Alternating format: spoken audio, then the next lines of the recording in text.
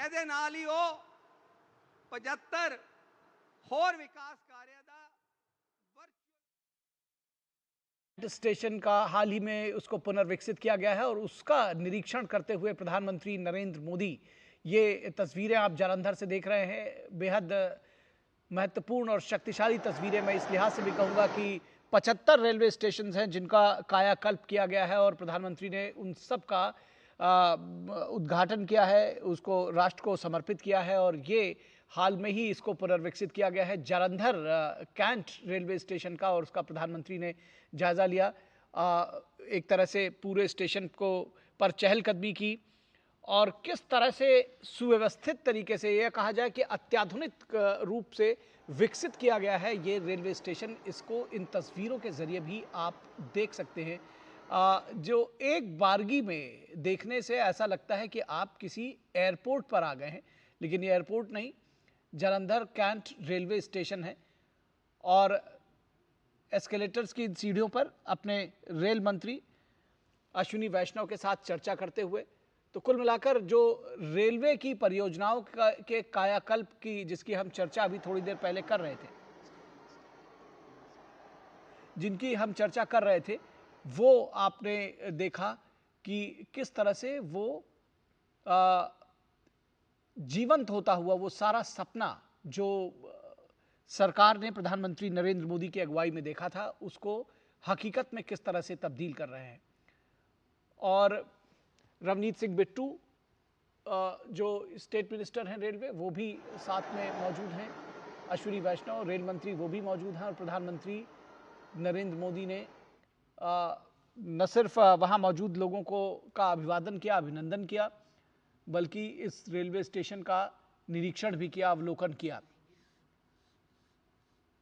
तो एक शुरुआत जिसको कहना चाहिए हुई थी रेलवे स्टेशंस के कायाकल्प की, और वो लगातार उतनी ही आबाद गति से बढ़ रही है। और आज एक बार इस केवल जालंधर रेलवे स्टेशन नहीं बल्कि इस तरह के 75 रेलवे स्टेशन हैं जिनका कायाकल्प किया गया है, प्रधानमंत्री ने उसको राष्ट्र के नाम समर्पित किया है।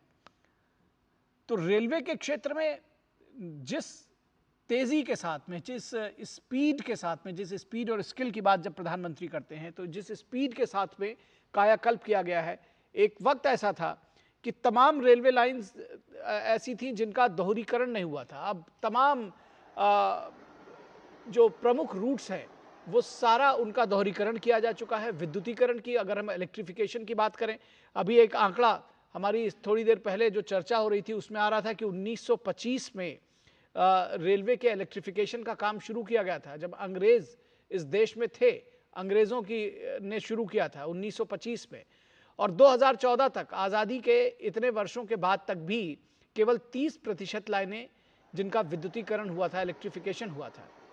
और 2014 से लेकर के 2026 तक लगभग 100% जो रूट्स हैं रेलवे, उनका इलेक्ट्रिफिकेशन किया जा चुका है।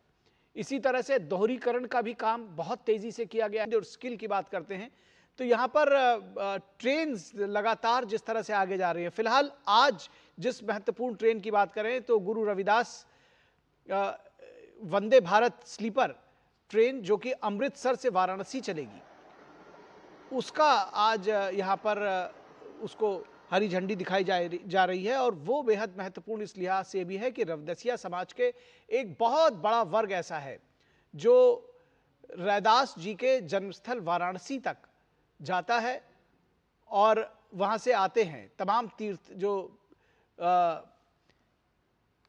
तीर्थ करने वाले लोग हैं, जो श्रद्धालु हैं, वो जाते हैं। उनके लिए एक ये बहुत बड़ी सौगात है।